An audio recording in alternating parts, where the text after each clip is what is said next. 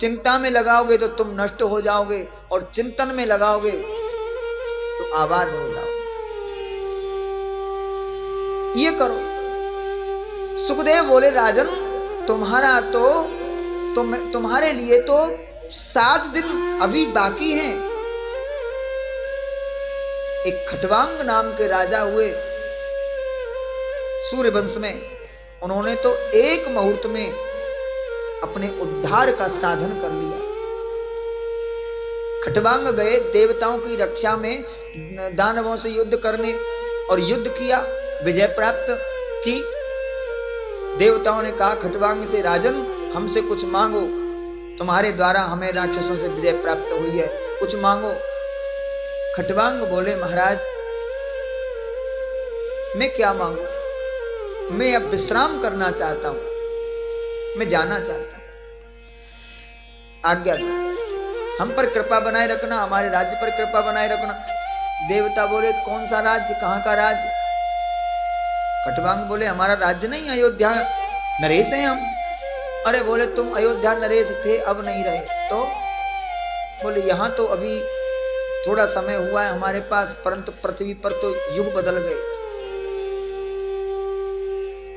अब तुम्हारा राज्य नहीं है, अब तुम्हें कोई पहचानेगा भी नहीं, पीढ़ी बदल गई कई, और तुम चिल्लाते रहना हम खटवांग हैं, खटवांग हैं, कोई नहीं पहचानेगा आपको। क्योंकि हमारी जो 1 साल होती है ना, हमारा जो 1 महीना होता है, वो अंतरिक्ष के 1 महीने में दिन रात होती है। 15 दिन की रात, 15 दिन का दिन। हमारे 15 दिन की 1 रात होती है, हमारे 15 दिन के दिन का एक दिन होता है। हमारे 15 दिन होते हैं, वहां 1 दिन होता है। अच्छा, इसको हम पहले भी बोलते थे, लेकिन हमें को खुद पता नहीं था, हमने पढ़ाया होता होगा। लेकिन जब चंद्रयान गया तो वहां पता चला कि चंद्रयान पहुंचा चंद्रमा के पास, बोले अंतरिक्ष में अभी चंद्रमा पर रात है, अब 14 दिन तक कुछ नहीं कर सकता चंद्रयान, 14 दिन बाद वहां दिन निकलेगा। तो बात समझ में आई। इतना प्रमाण देखने के बाद भी हम बोलते हैं कि शास्त्र काल्पनिक है। काल्पनिक है, वैसे ही ब्राह्मणों ने लिख दिया, वो कुछ नहीं जानते थे, वैसे ही अपने लिए लिखा। यदि नहीं जानते थे तो किसने, कौन उसकी दूरी नाप के आया, और कौन वहां देख के आया कि कहां कितनी रात होती, कितने दिन। इसी तरह अंतरिक्ष में 15 दिन, 1 महीने की दिन रात होती है, और स्वर्ग में 1 वर्ष की दिन रात होती है। 6 महीने की रात, 6 महीने का दिन देवताओं।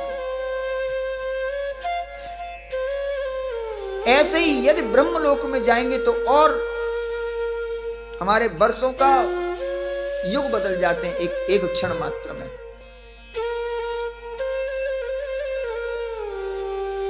खटवांग से देवताओं ने कहा कि वहां तो, यहां तो कुछ दिन बीते हैं और वहां तो पीढ़ी बदल गई तुम्हारी, अब तुम्हें कोई पहचानेगा नहीं। बोले मैं देखा तो वहां अयोध्या में और इस पृथ्वी पर पूरा कुछ बदल गया।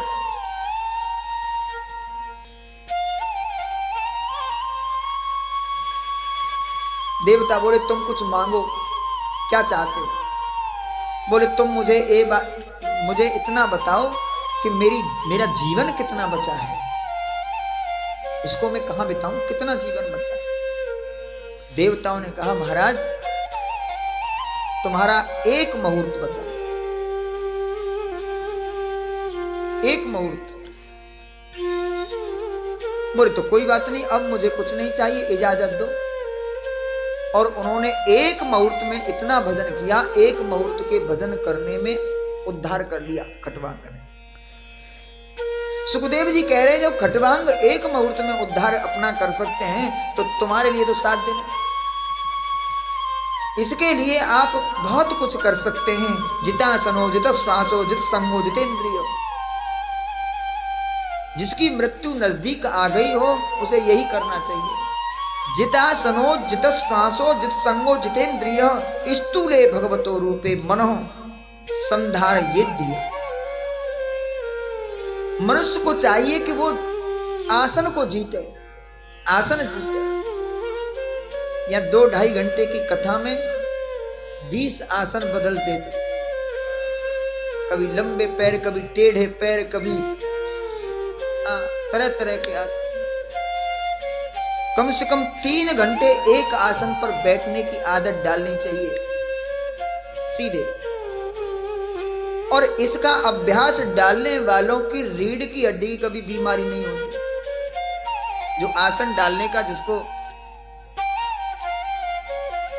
बहुत लोगों को शिकायत होती है, रीढ़ की हड्डी में बड़ा दर्द होता है।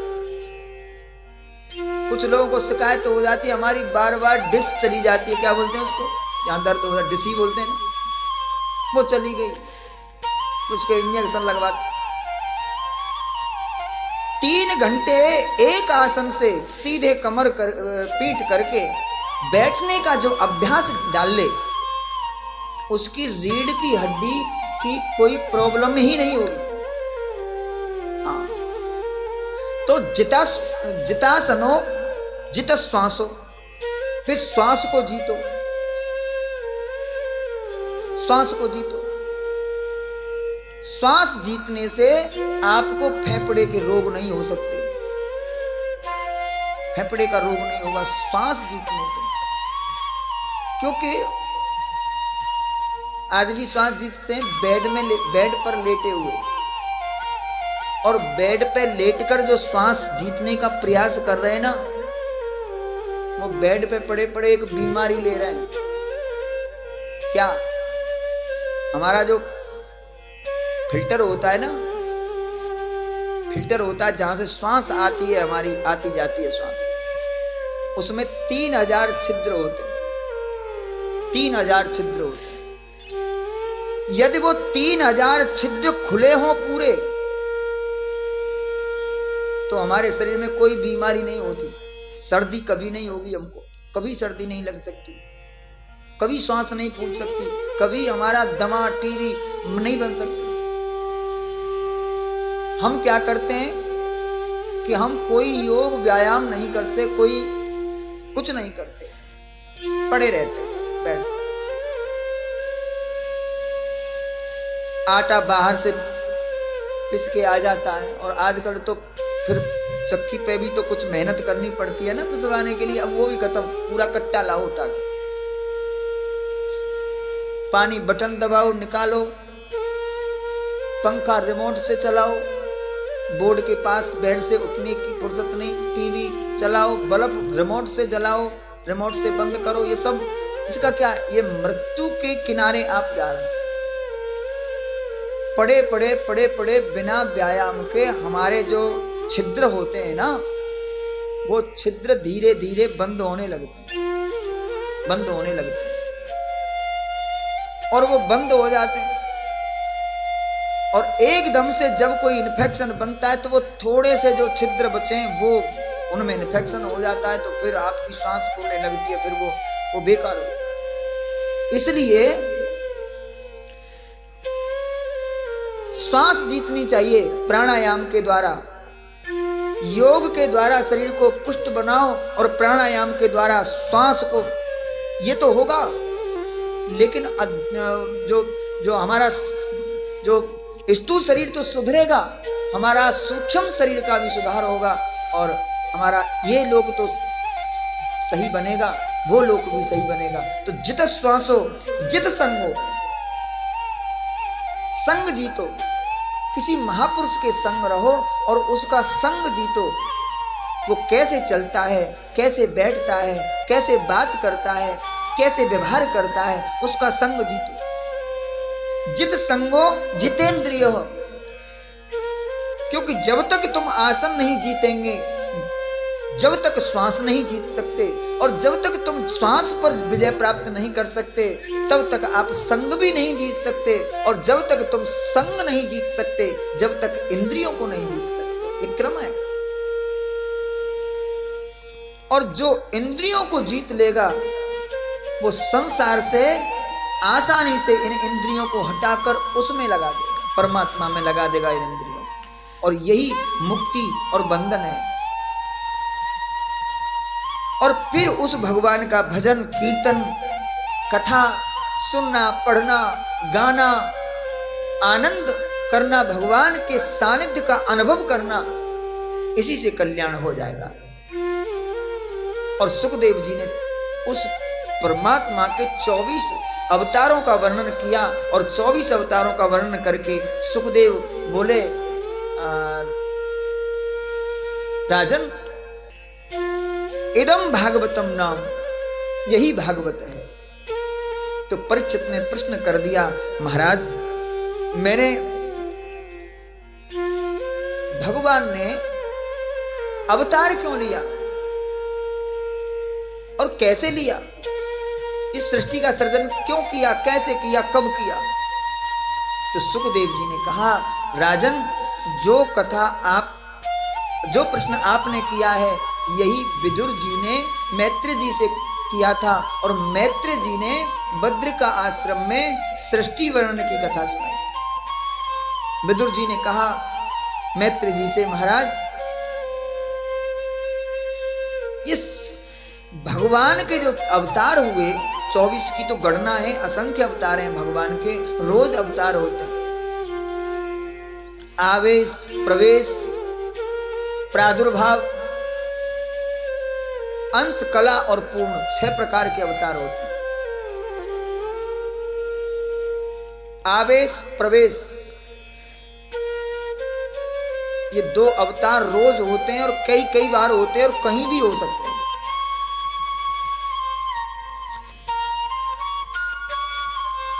किसी पर कोई आपत्ति आ गई, कोई एक्सीडेंट हुआ और वहां अचानक से कोई ऐसा व्यक्ति आया और उसने उस घटना को टाल दिया, आप कहेंगे कि देखो वो भगवान बन के आया, उसने बचा दिया।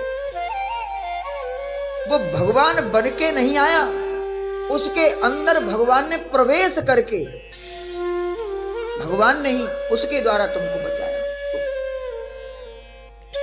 तो प्रवेश तो रोज करते हैं किसी न किसी। कई बार तो कुत्ते लोगों की जान बचा देते हैं। कुत्ता जानवर है, वो क्या जाने, लेकिन कुत्ते के अंदर प्रवेश करके भगवान रक्षा करते हैं। तो रोज अवतार होता है, लेकिन 24 अवतार मैंने हैं। तो 24 अवतार जो परमात्मा लेते हैं, क्यों लेते हैं, सृष्टि का सृजन कब, कैसे, क्यों किया, ये विदुर जी ने प्रश्न किया। उन्होंने कहा भगवान निराकार है, निर्गुण है, निर्विकार है, उसका कोई आकार नहीं है। उस निराकार ब्रह्म सूक्ष्मात्म सूक्ष्म अणु से भी, परमाणु से भी परमाणु, उस परमात्मा की इच्छा हुई कि मैं एक से अनेक हो जाऊं। उसने अपनी माया से चिदांश स्थापित करके महतत्व को उत्पन्न किया। भगवान और माया और चिदांश के संयोग से महतत्व उत्पन्न हुआ और महतत्व से अहंकार उत्पन्न हुआ, 3 प्रकार का। उस त्रयी अहंकार के द्वारा 24 तत्व, 5 महाभूत, 10 इंद्री, 4 अंतःकरण, 10 प्राण, ये सब कुल मिला के 24 तत्व हुए। और 24 तत्वों के द्वारा सृष्टि का सृजन नहीं हो सका, तो भगवान उन 24 तत्वों के साथ एक पिंड स्थापित किया और उस पिंड में काल के साथ प्रवेश कर गए अपने अंश से। और वो हजारों वर्ष के बाद उस मांस का लोथड़ा जल में पड़ा हुआ, हजारों वर्ष के बाद भगवान की इच्छा हुई कि मैं कर्म करूं, तो हाथ प्रकट हो गए, चलूं तो पैर प्रकट हो गए, सुनूं तो कान प्रकट हो गए। इस तरह से भगवान की इच्छा मात्र से सारे अंग प्रकट हो गए। जैसी भगवान ने इच्छा करी वैसे ही अंग प्रकट हो गए और हजारों हाथ, हजारों पैर, यानी विराट पुरुष उसको कहते हैं। उस विराट पुरुष की नाभि से एक कमल पुष्प प्रकट हुआ और कमल पुष्प के ऊपर एक पुरुष प्रकट हुआ, चतुर्मुखी, 4 मुख वाला, 5 मुख वाला और 4 हाथ वाला।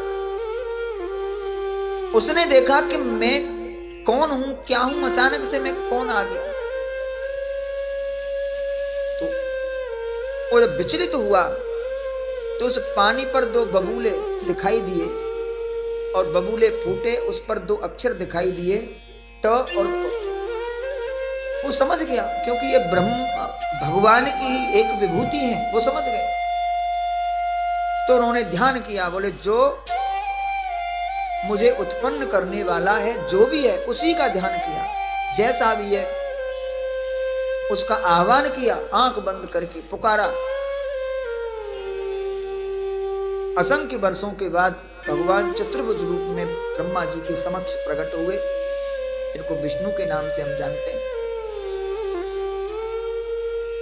और भगवान ने प्रकट होकर कहा कि तुमको मैंने प्रकट किया है, तुम सृष्टि का सृजन करो।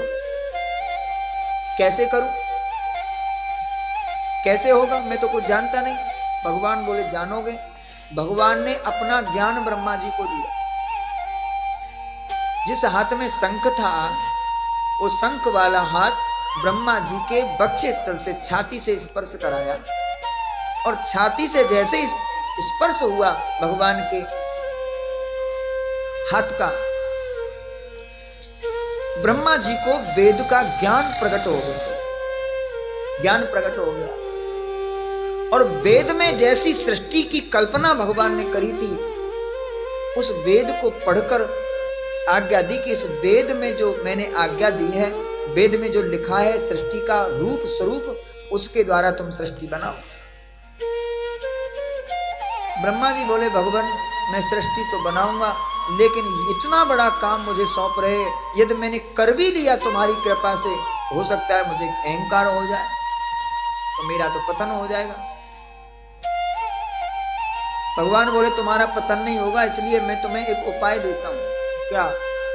तो 4 श्लोकों में भागवत का उपदेश दिया। बोले इस बात को तुम कभी भूलना नहीं, इसको तुम रटते रहना, तुमको अहंकार नहीं होगा। और चतुश्लोकी भागवत का अर्थ ही यह है, भगवान कहते हैं कि मैं ही था, मैं ही हूं और मैं ही रहूंगा।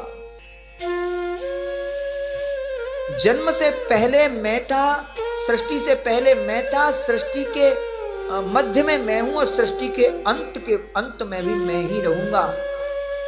इस सृष्टि को मैंने बनाया। कैसे? बोले साटीव तंतसु ओतप्रोतम यस्मिन निधम ओतप्रोतम साटीव तंतसु। भगवान ने इस सृष्टि को कैसे बनाया? बोले जैसे साड़ी बनाई जाती है। साड़ी कैसे बनाई जाती है? बोले एक धागा ऐसे और एक धागा ऐसे, ऐसे ही बुनकर उसको बुन देते हैं और साड़ी बन गई। अच्छा, जो साड़ी है उसके मूल में क्या है? साड़ी के मूल में क्या है? बोले धागा। और उसको साड़ी को धीरे धीरे उधेड़ लो तो फिर भी धागा। साड़ी बनने से पहले धागा, साड़ी को उधेड़ लो, कपड़े को उधेड़ दो धीरे, वो भी धागा। और बीच में भी धागा ही है।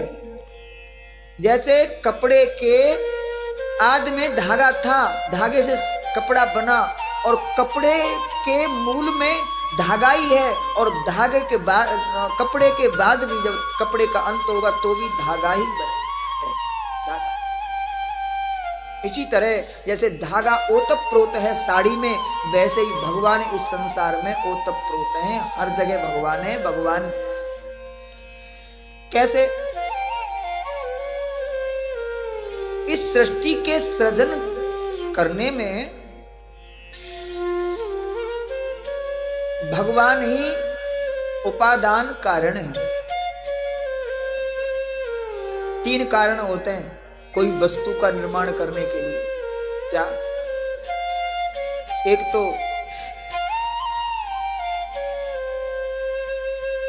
वो मटेरियल,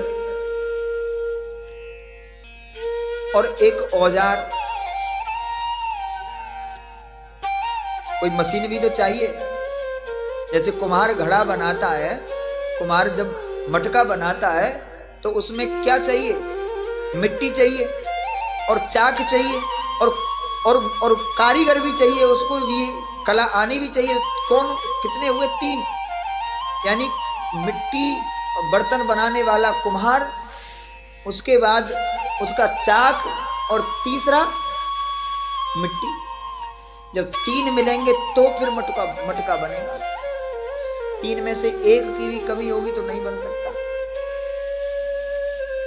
सुनार सोना बनाता है तो कोई जेवर बनाने के लिए, कोई आभूषण बनाने के लिए सुनार भी चाहिए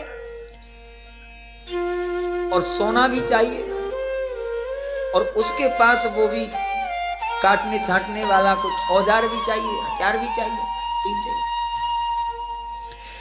परंतु भगवान को कुछ नहीं चाहिए, मटेरियल भी वो खुद ही है और कारीगर भी खुद ही है। बोले ऐसे कैसे ऐसे कैसे निर्माण कर सकता है कि कारीगर ही मटेरियल बन जाए? बोले बन सकता है। कैसे? बोले मकड़ी जैसे जाल बना देती है। मकड़ी को देखा है कि कहीं से कोई मटेरियल लाती हो वो जाल बनाने के लिए? लाती है? कुछ नहीं लाती। उसके मुंह से लार निकलती है और लार का ही जाल बना देती है, जाल बना देती है उसे कोई, क्योंकि मकड़ी जाल बनाने का निमित्तोपादान कारण सिर्फ मकड़ी है और कोई नहीं है। अपनी लार से ही जाल बना देती है और वो ऊपर से नीचे लटकेगी, जाल बनता चला आएगा। वो चाहे तो नीचे उतर जाए उसे छोड़ के, और न चाहे तो फिर उसी लार को पकड़ के फिर ऊपर चढ़ जाए। उसको उसी लार को अपने अंदर लेती जाएगी और ऊपर चलती जाएगी। ये बड़ी कलाकारी है मकड़ी की। वो चाहे तो जाल को बना के छोड़ दे और वो चाहे तो जाल को फिर अपने पेट में रख ले। ऐसे ही भगवान मकड़ी जैसे जाल बनाती है वैसे भगवान इस सृष्टि का सृजन करते हैं, और जब तक सृष्टि चलती है, जब तक चलाते हैं, और उनकी जब मर्जी आती है तो मकड़ी जैसे जाल को अपने अंदर रख लेती है, उसी प्रकार भगवान भी इस सृष्टि को अपने अंदर पेट में रख लेते हैं। उलवा के बिहारी लाल की। क्योंकि चाहे वो कोई वैज्ञानिक हो, चाहे कोई कैसे किसी का भी विद्वान हो, भगवान को नकार नहीं सकता। चाहे वो कान में टूक दे के खूब बोले कि नहीं भगवान नहीं भाई, ये सृष्टि तो वैसे ही बनी है। पानी था, पानी के किनारे पे कीड़े पैदा हो गए, कीड़े से फिर बड़े जीव बन गए, फिर बड़े जीव बन गए, फिर बंदर बन गए, फिर ये बन गए, फिर मनुष्य बन गए। यदि बंदरों से मनुष्य बने होते, विचार करने की बात है, बंदरों से यदि मनुष्य बने होते तो फिर ये बंदरों की प्रजाति खत्म होती कि नहीं? अब मनुष्य जो कि तो ही है। और कभी किसी ने बंदर से, भालू से, गोरिल्ला से, इन सब से कोई आदमी बना देखा है? कभी पुरुष बना देखा है? मनुष्य बना देखा है? बोले पहले मनुष्य को पूंछ होती थी, फिर ये घिस घिस के खत्म हो गई। अरे घिस घिस के खत्म हो जाती मान लिए, लेकिन जब पेट से जन्म हो लेता तब तो कम से कम पूंछ आती कि नहीं? ये सब मूर्खता की बातें हैं, सब मूर्खता की बातें हैं। 84 लाख योनियां हैं, थी और रहेंगी। कोई भी विज्ञान नहीं नकार सकता, कोई भी वैज्ञानिक नहीं नकार सकता कि ये सृष्टि भगवान ने नहीं रचाई। चाहे वो राजनीति से प्रेरित, चाहे कुछ भी अपने मुंह से जानते हुए कुछ भी बोलें, लेकिन वास्तविक यही है कि भगवान ने सिर्फ और सिर्फ भगवान की ही बनाई हुई ये सृष्टि है। भगवान ही इसका पालन करते हैं और भगवान ही इसका संहार करते हैं। कोई अथक प्रयास करने के बाद भी कोई किसी को मार नहीं सकता। ऐसी भी घटना हमने सुनी कि किसी ने वो बंदूक भर के, बंदूक में कास्तूर डाला और किसी को गिरा के छाती पर रख के बंदूक चलाई और वो चली नहीं। कई बार प्रयास किया और प्रयास कई बार करते करते कुछ देर हुई, लोग आए, पकड़ा उसको और ले गए, उसको बचा दिया, उसको भगा दिया। और बाद में उस बंदूक को चला के देखा, चेक किया तो वही कास्तूर फिर चल गया। तो भगवान जिसको नष्ट करना चाहते हैं उसे कोई रोक नहीं सकता, और भगवान जिसको बचाना चाहते हैं उसको कोई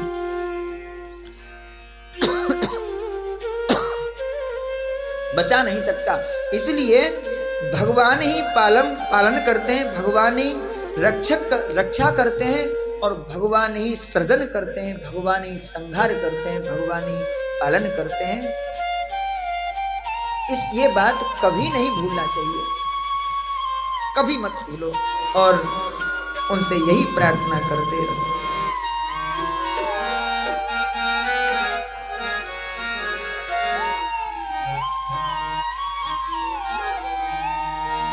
अधमों को नाथ उबारना, तुम्हें याद है कि न याद हो। अधमों को नाथ उबारना, तुम्हें याद हो कि न याद हो। अधमों को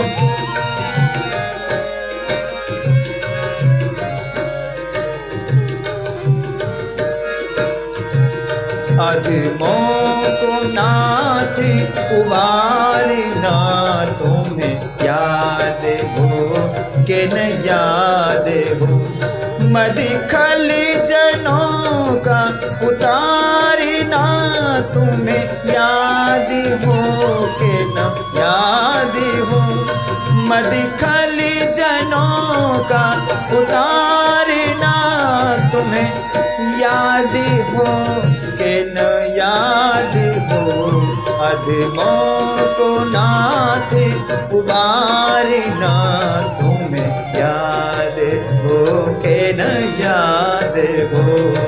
अधमों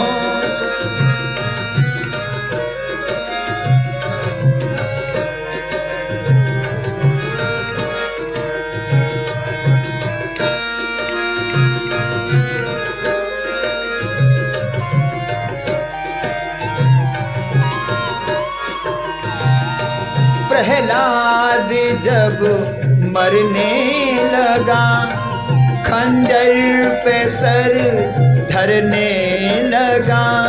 प्रहलाद जब मरने लगा, खंजर पे सर धरने लगा।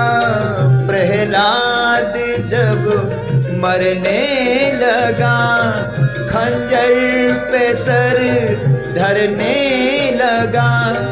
उस दिन का खम्भ बिदारना, उस दिन का खम्भ बिदारना, तुम्हें याद हो कि न याद हो। अधमों को नाथ उबारना, तुम्हें याद हो कि न याद हो। अधमों को नाथ उबारना, तुम्हें याद हो कि न याद हो।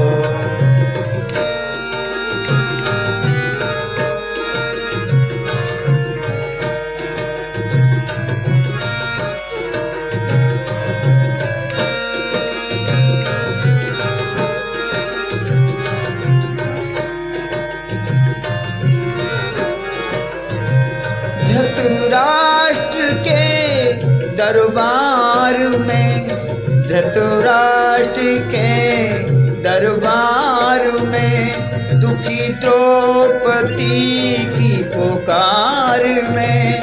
धृतराष्ट्र के दरबार में, दुखी द्रौपदी की पुकार में।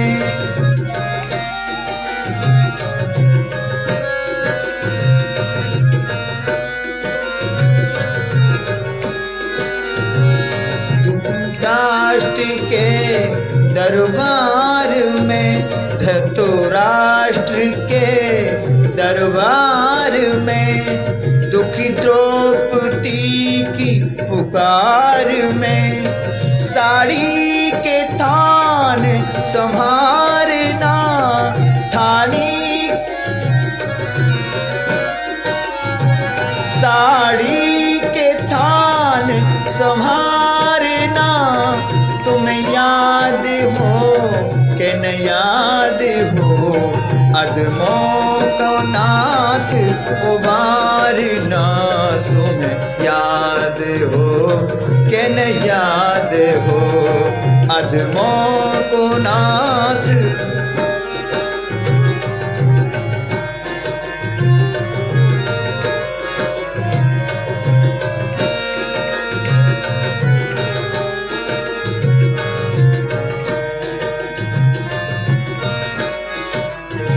सूरराज के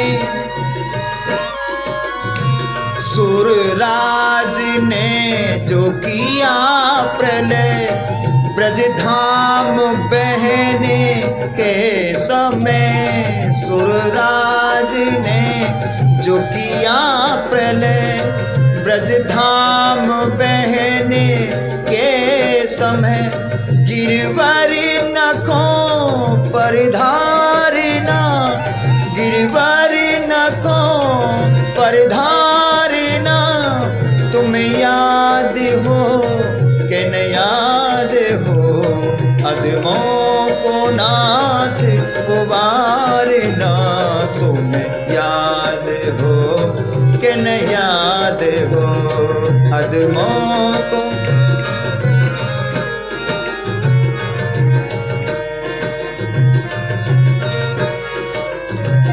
इस जगह से,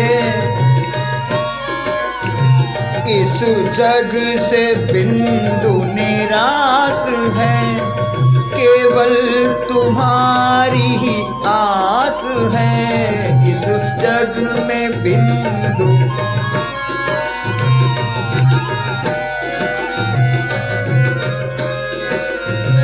इस जग में बिंदु निराश है, केवल तुम्हारी आस है, बिगड़ी दशा को सुधारना, बिगड़ी दशा को सुधारना, तुम याद हो के न याद हो, अदमों को नाथ उबारना, तुम याद हो के न याद हो, अदमों को नाथ।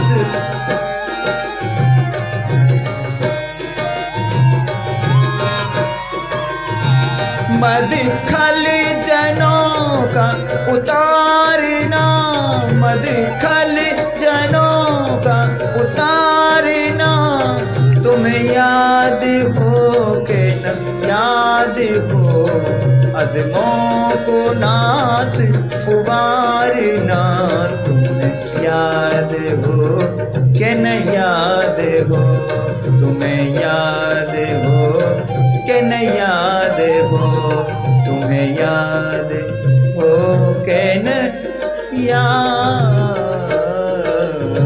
हो। बोलो बांके बिहारी लाल। ये ध्यान रखो, यही कल्याण का सूत्र है। भगवान ने कहा कि इसको मत भूलना, ये सृष्टि का सृजन करता, पालन करता, संहार करता मैं हूं, ये याद रखना। और ब्रह्मा जी को आज्ञा दी, और ब्रह्मा जी ने सनक सनंदन सनत कुमार 4 पुत्र उत्पन्न किए। इन्होंने कहा कि हम तो 5 वर्ष के ही रहे, हमको ऐसा वरदान दो, हम मोह माया के चक्कर में, सृष्टि के चक्कर में हम नहीं पड़ेंगे। इसके बाद ब्रह्मा जी को क्रोध आया और फिर रुद्र प्रकट हुए।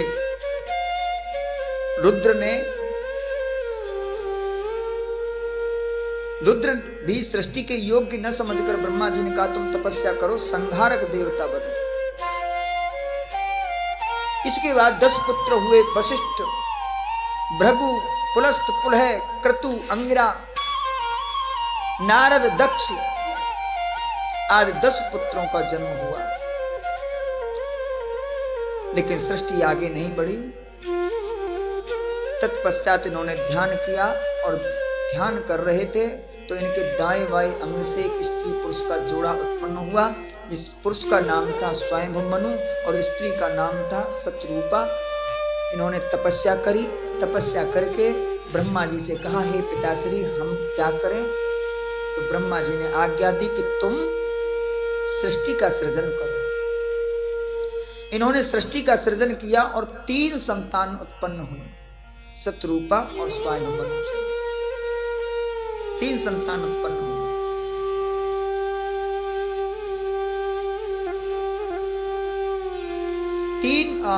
तीन कन्या और 2 पुत्र, 5 संतान उत्पन्न हुए। आकुति, देवहूति, प्रसूति 3 पुत्री थी। आकुति को रुचि प्रजापति के लिए विवाह किया और रुचि प्रजापति के यहाँ यज्ञ भगवान का जन्म हुआ। देवहूति का जन्म कर्दम ऋषि के यहाँ हुआ। यहाँ 9 कन्या और 10वें पुत्र के रूप में भगवान ने अवतार लिया, जिनका नाम पड़ा कपिल। और कपिल ने अपनी माता को उपदेश दिया और अपनी माता का उद्धार करके आजीवन सांख्य शास्त्र का प्रचार प्रसार करते हुए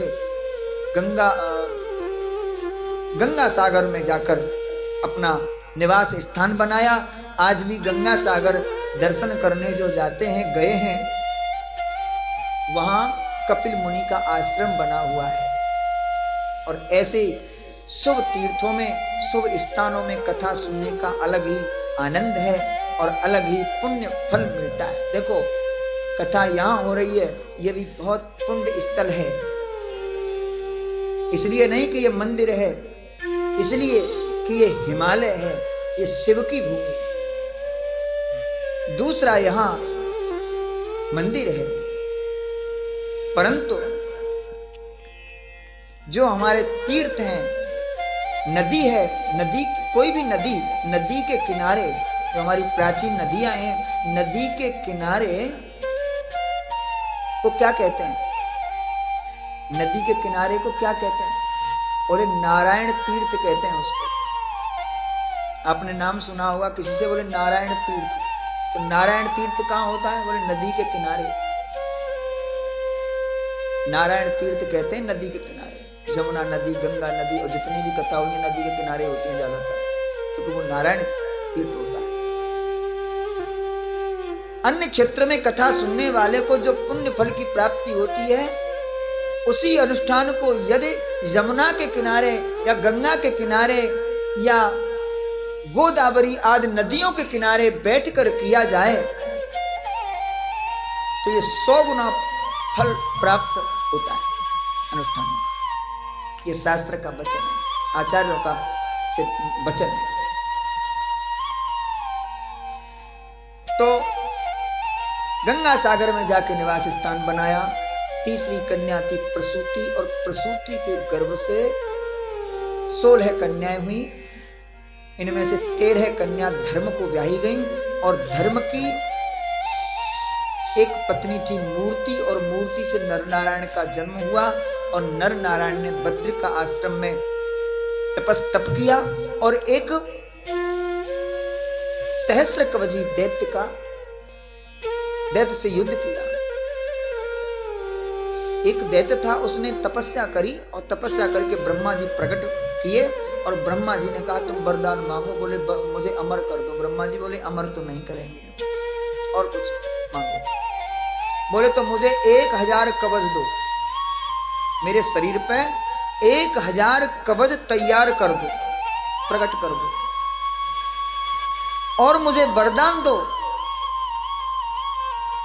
कि 1000 कवच तो मेरे शरीर पे होंगे, 1000 वर्ष तक तपस्या करने के बाद कोई मुझसे युद्ध करेगा और 1000 वर्ष तक तपस्या करके 1000 वर्ष तक मेरे साथ युद्ध करेगा, तब जाके एक कवच को तोड़ पाए। ब्रह्मा जी बोले ठीक है, दिया। अब सहस्त्र कवची ने समझ लिया कि हम तो अमर हो गए, अब कौन 1000 वर्ष तपस्या करे, फिर 1000 वर्ष तक युद्ध करे, तब जाके एक कवच को तोड़ेगा। और 1000 कवच है तो अब तो मैं मरूंगा ही नहीं। नर नारायण से जाके छिड़ गया और नर नारायण में से एक ने युद्ध किया। तपस्या तो करते ही थे, एक के पास 1000 वर्ष की तपस्या का बल था और एक ने युद्ध किया और 1000 वर्ष तक सहस्त्र कवची से युद्ध किया और एक बैठा रहा। तपस्या एक उसने 1000 वर्ष तक युद्ध किया और उसने 1000 वर्ष तपस्या की। और उस सहस्त्र कवची की एक और शर्त थी कि जो मेरे एक कवच को तोड़ेगा, मेरे एक कवच को तोड़ने के बाद वो खुद मर जाएगा। तो 1000 वर्ष युद्ध किया और युद्ध करके सहस्त्र कवची को एक कवच को तोड़ दिया और कवच टूटते ही वो एक मर गया। नर नारायण में से एक मर गया। और जब वो मर गया तो जो तपस्या कर रहे थे दूसरे महापुरुष वो खड़े हो गए और उन्होंने अपनी तपस्या के बल से उसको जीवित किया। बोले तुम तपस्या करो और हम युद्ध कर रहे हैं। तो फिर उसने युद्ध किया। 1000 वर्ष तक तपस्या करके उसके एक कवच को तोड़ा और वो मर गए। फिर वो उठे, उन्होंने अपनी तपस्या से उनको जीवित किया और बोले तुम तपस्या करो, हम बैठ रहे। ऐसे ही करते करते करते करते 999 कवच तोड़ दिए सहस्त्र कवची के। 1000 में से 999 कवच तोड़ चुके, सिर्फ एक कवच बचा और ये भागा। बोले अब ये मार देंगे, क्योंकि जब 999 तोड़ दिए तो अब एक का।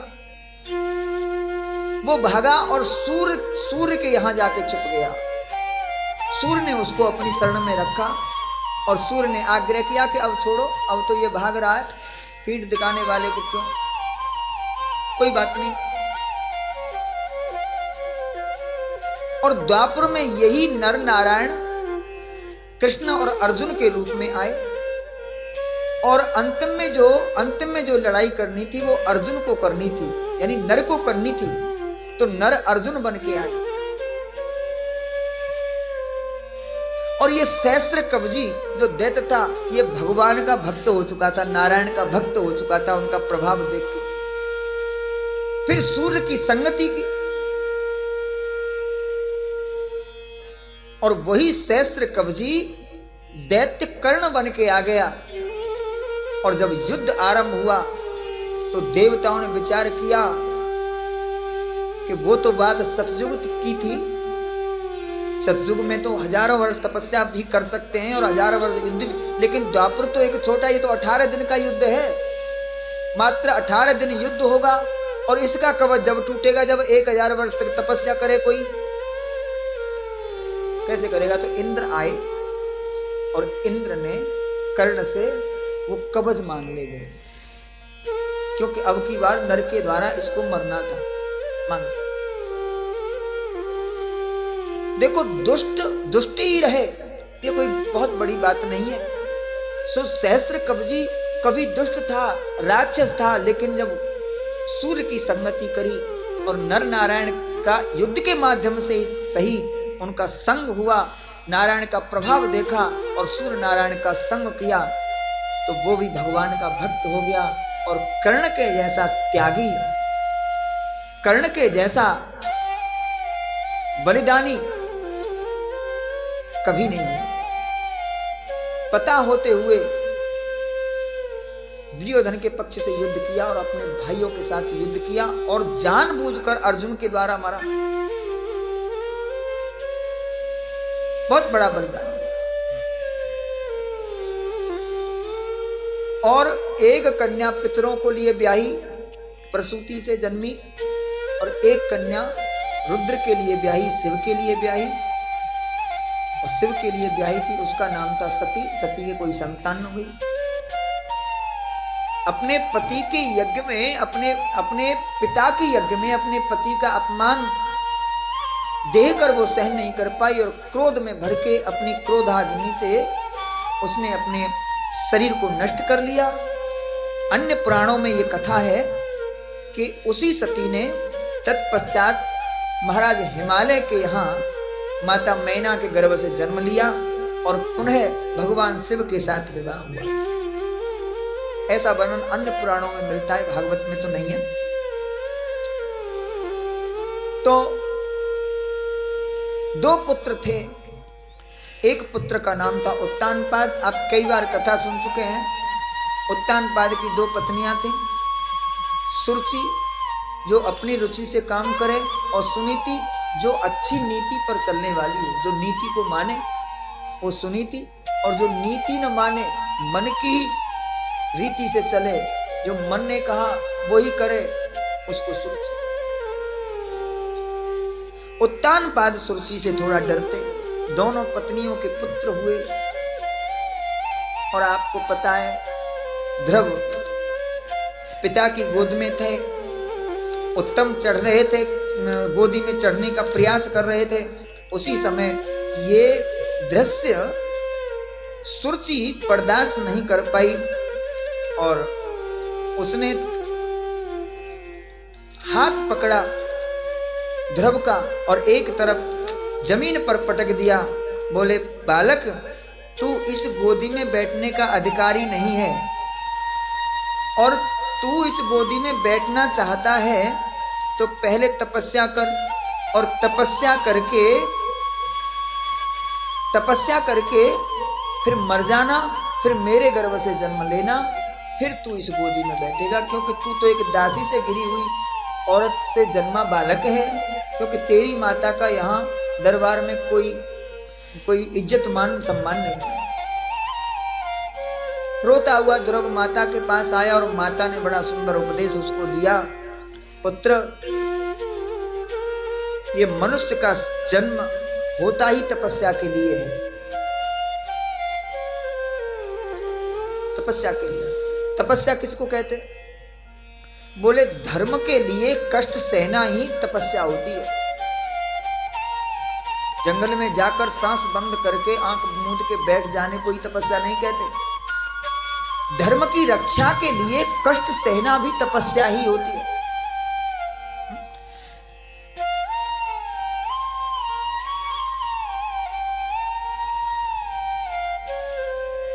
8 घंटे की ड्यूटी, 4 घंटे का ओवर टाइम लगा के रात को पति आया।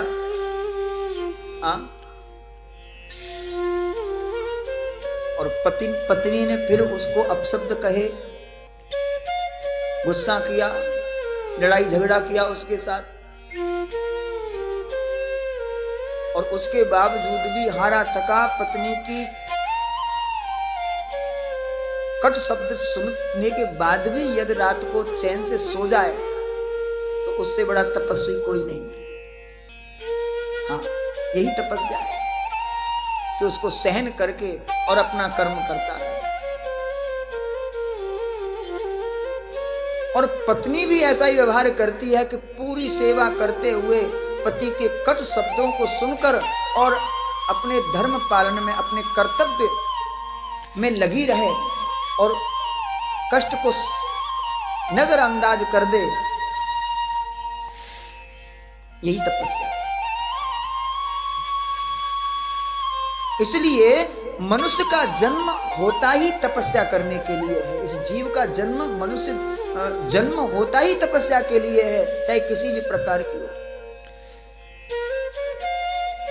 इसलिए जिस तपस्या से हमें लोक संग्रह होता है और लोक संग्रह क्षण मात्र है, तो ऐसी तपस्या का क्या लाभ। इसलिए ऐसी तपस्या करो जिससे कोई लाभ हो, क्योंकि हम तपस्या करके बहुत कुछ कर सकते हैं। कोठी बना सकते हैं, बंगला बना सकते हैं, गाड़ी, हेलीकॉप्टर, सुख सुविधा खरीद सकते हैं। क्या? लेकिन यदि हमने तपस्या करी और परमात्मा को प्राप्त कर लिया तो हमारा जीवन सार्थक हो गया, सफल हो गया।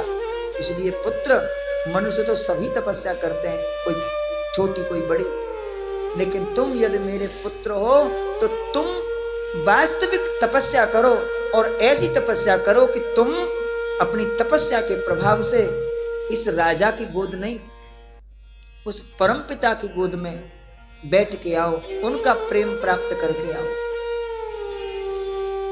सुनीति ने कहा जाओ वन में, और भेज दिया।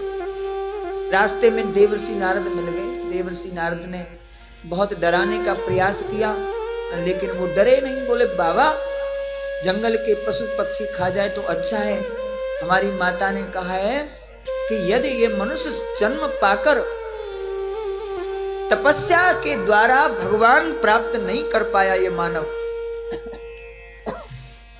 तो धिक्कार है। इसलिए अच्छा है हम भगवान हमारा जन्म सार्थक हम नहीं करा पाए तो कम से कम जीवों के पेट भरने के काम तो आ गए। और ये अटल प्रतिज्ञा देकर नारद प्रसन्न हुए और उन्होंने द्वादशाक्षर मंत्र दिया, और उस द्वादशाक्षर मंत्र का वृंदावन में जाकर 6 महीना साधना करी, अपनी आवश्यकताओं को नष्ट कर दिया। देखो, हम जितनी आवश्यकता बढ़ाते हैं, हमारी जितनी सुविधा बढ़ाते हैं, हम अपनी उतना हम कष्ट में जाते हैं। सुविधाओं में कष्ट है। जितनी हम सुविधाओं से दूर रहेंगे उतना हम कष्ट से दूर रहेंगे, और जितना हम सुविधाओं के पास जाएंगे उतना हम कष्ट के पास जाएंगे। सुविधाओं में ही कष्ट है।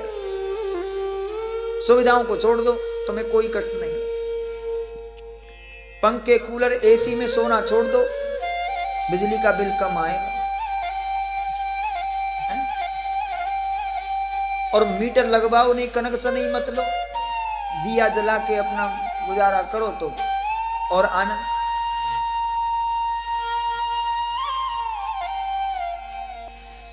आप गाड़ी मत लो तो पेट्रोल की चिंता नहीं, रोड टैक्स की चिंता नहीं, कोई चालान काटने की चिंता नहीं, और चालान कटेगा तो कोई गाड़ी वाला देखेगा। तो जितनी सुविधा हम चाहते हैं, उन सुविधाओं के साथ हमको दुख आता है।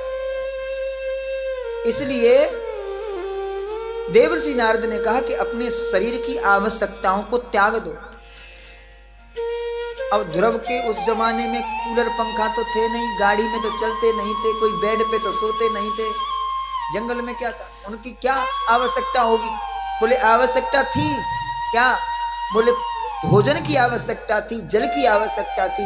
बोले धीरे धीरे इन आवश्यकताओं के बिना, इन सुविधाओं के बिना रहना सीखो। और ध्रुव ने धीरे धीरे खाना छोड़ दिया, पानी भी छोड़ दिया, फल खाना भी, बेर खाना भी छोड़ दिया, वायु से जीवन यापन करने लगे, और एक दिन वायु भी छोड़ दिया। अंत में भगवान को दर्शन देना पड़ा, और भगवान ने कहा पुत्र तुम जाओ, 36,000 वर्ष तक तुम्हारे भाग्य में राज्य सुख है, उसके बाद मेरे धाम में आओगे और तुम्हारा नया लोक बसा देंगे हम, जिसका नाम ध्रुव लोक होगा। और ध्रुव आए, बड़ा अयोध्या में उत्सव मनाया गया।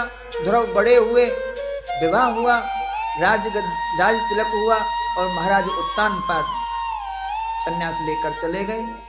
उत्तम यक्षों के द्वारा मारा गया, और उत्तम के वियोग में उत्तम की माता सुरुचि का भी देहांत हो गया। और ध्रुव ने भी 36,000 वर्ष तक राज सुख भोगा। अपने पुत्र उत्कल को राज देकर ये भी बद्रिका आश्रम गए, और कुछ समय बाद अपनी माता के साथ एक विमान में बैठकर ये भगवान के धाम गए। और ध्रुव लोक, भगवान की कृपा से एक ध्रुव लोक का निर्माण हुआ। आज भी जो ध्रुव तारा जिन लोगों को दिखाई देता है, जो देखते हैं, जो जानते हैं कि ध्रुव तारा है ये, उस देखो ध्रुव तारे के पास में 7 तारे होते हैं जिनको सप्तऋषि बोलते हैं। वो सप्तऋषि उस ध्रुव तारे के आसपास चक्कर लगाते रहते हैं, उसकी परिक्रमा करते रहते हैं। वो देखो, सप्तऋषि बनना कोई छोटी बात थोड़ी है। बड़े तपस्या साधना के बाद उनको सप्तऋषि पद मिला, वशिष्ठ आदि को। और इतने बड़े बुजुर्ग महात्मा भी उस ध्रुव की परिक्रमा करते हैं कि इसकी परिक्रमा करने से हमारा कल्याण। ये भगवान की कृपा का प्रसाद है, फल है। उत्कल ने राज्य किया, और उत्कल ने भी बहुत ज्यादा दिन राज्य नहीं किया। इनके भाई बत्सर ने राज्य किया और बत्सर के वंश में अंग के वेणु दुष्ट था और वेणु के शरीर से महात्मा ने पृथु एक नाम के एक पुरुष को प्रकट किया। पृथु ने राज्य किया और पृथु भगवान के ही एक अवतार थे। इन्होंने बड़ा अच्छा शासन किया। पृथ्वी से समस्त औषधि अन्न आदि का दोहन किया। तत्पश्चात अपने विजितासु नाम के एक पुत्र को राज्य देकर ये भी संन्यास लेके चले गए और आगे प्राचीन बरही नाम के राजा हुए। प्राचीन बरही को देवर्षि नारद ने उपदेश किया और उनको भक्त बनाया, भजन में लगाया। आगे इसी वंश में प्रचेता हुए और प्रचेता के दक्ष हुए। दक्ष के कोई संतान तो हुई लेकिन वो व्रत हो गए, विवाह नहीं किया, गृहस्थ में नहीं गए, तो वंश नहीं चला आगे। 60 कन्याएं थी। यहां उत्तानपाद का वंश का अंत हो गया। इनके छोटे भाई थे प्रियव्रत और प्रियव्रत के वंश में आगे चलकर 7 पुत्र हुए जिन्होंने 7 द्वीपों का राज्य किया। जिस द्वीप में हम रहते हैं उसका नाम है जम्मू द्वीप और जम्मू द्वीप के राजा थे महाराज अग्निंद्र और अग्निंद्र के 9 पुत्र थे। इसलिए इस जम्मू द्वीप के 9 खंड करके अग्निंद्र ने एक एक द्वीप का राज्य अपने पुत्रों में बांट दिया। जिस खंड में हम रहते हैं उसका नाम था अजनाब खंड और अजनाब खंड के राजा थे महाराज नाभि, अग्निंद्र के पुत्र नाभि। नाभि को कोई संतान न हुई, उन्होंने यज्ञ किया और यज्ञ के द्वारा एक पुत्र हुआ जिसका नाम था ऋषभदेव। ऋषभदेव के 100 पुत्र हुए। इनमें से 9 पुत्र योगीश्वर कहलाए और एक पुत्र को राज्य दिया जिनका नाम था भरत। इनमें से 21 पुत्रों ने ब्राह्मण धर्म का अनुसरण किया और ब्राह्मण हो गए, सारे कर्मकांडी हो गए। और आगे चलकर इन्हीं के वंश में जो भी संतान उत्पन्न हुई वो सब ब्राह्मण कहलाए। ऋषभदेव ने अस्मक नामक एक व्रत किया, अवधूत बन गए। और ऋषभदेव को हमारे भारत में एक महापुरुष हुए महावीर स्वामी। महावीर स्वामी ने ऋषभदेव को इष्ट मानकर एक संप्रदाय को जन्म दिया जिसका नाम है जैन धर्म। जैन हमारे यहां ऋषभदेव 8वें अवतार हैं और जैनियों में पहले अवतार हैं। उनको भगवान मानकर उनके मार्ग पर चले और अलग धर्म बनाया जैन। और ऋषभदेव के पुत्र भरत ने अपने पुत्र सुमति को राज्य देकर गंडकी नदी के किनारे जाकर तपस्या करने लगे और यहां इन्होंने एक हिरणी को नदी लांघते हुए प्रसव किया और प्रसव होते ही बच्चे को गिराकर हिरणी मर गई शेर के डर से। भरत को दया आई, उस हिरण के बालक को ले आए और उसका परवरिश किया। उस हिरण के बच्चे में प्रेम हो गया और इतना प्रेम हो गया कि उस हिरण के पालन पोषण में प्रेम में अपनी साधना भूल गए।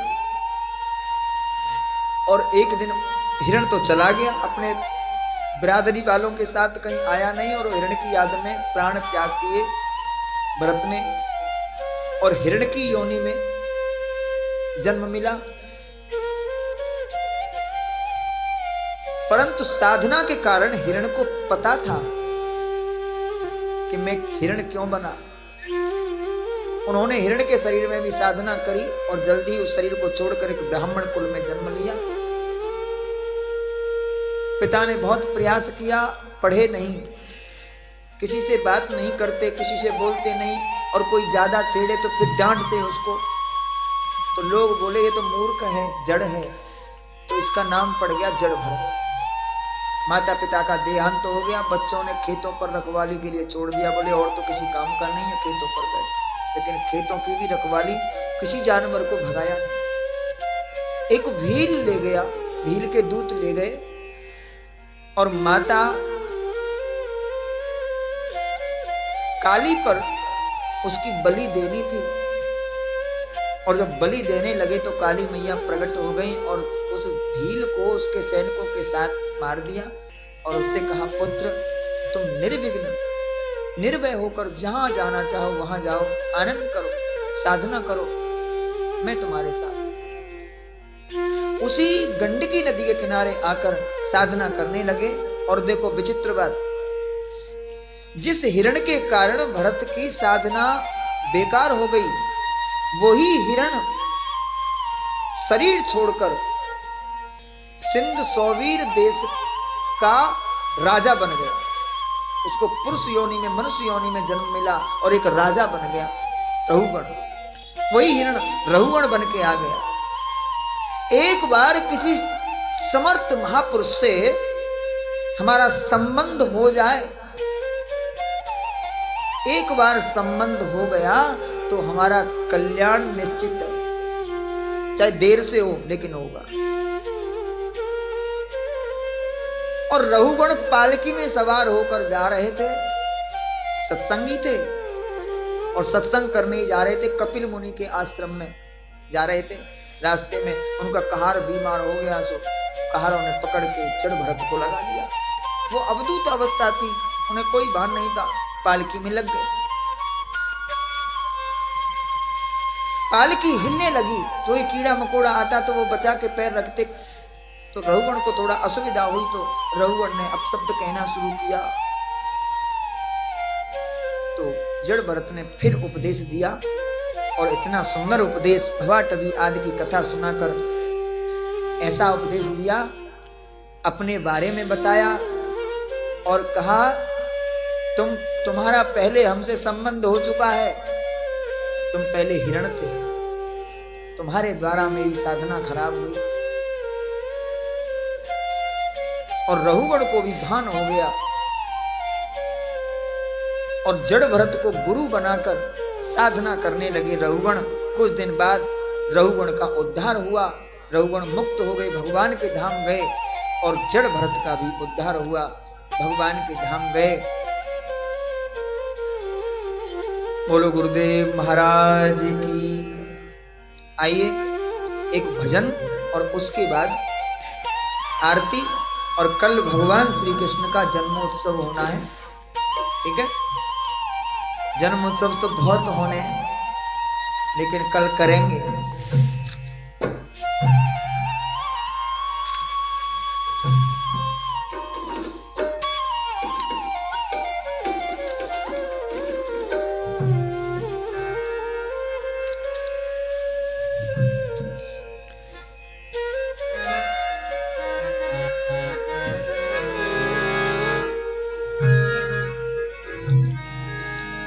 गुरु जी मैनू भूल ना जावे, मेरे घर फेरा पावे। गुरु जी मैनू भूल ना जावे, मेरे घर फेरा पावे। गुरु जी मैनू भूल ना जावे, मेरे घर फेरा पावे।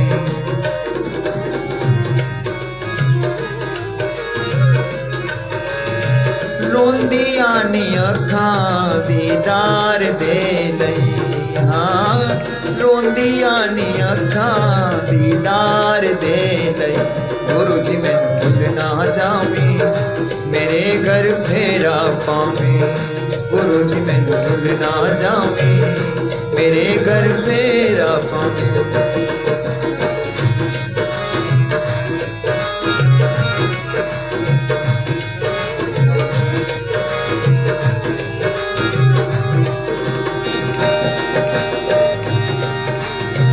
दिने रात रोने अखां हंजुआ नू किथों रखां। दिने रात रोने अखां,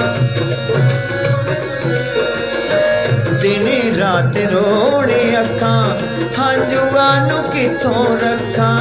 दिने रात रोने अखां हंजुआ जुआ नू किथे रखा, एनी गल दस जा, एनी गल दस जा, दस जा गुरु जी, दस जा गुरु जी मैनू भुल ना जावे, मेरे घर फेरा पावे, गुरु जी मैनू रोंदिया नी अखां दीदार दे लई, हाँ रोंदिया गुरु जी मैनू भुल ना जावे, मेरे घर फेरा पावे, गुरु जी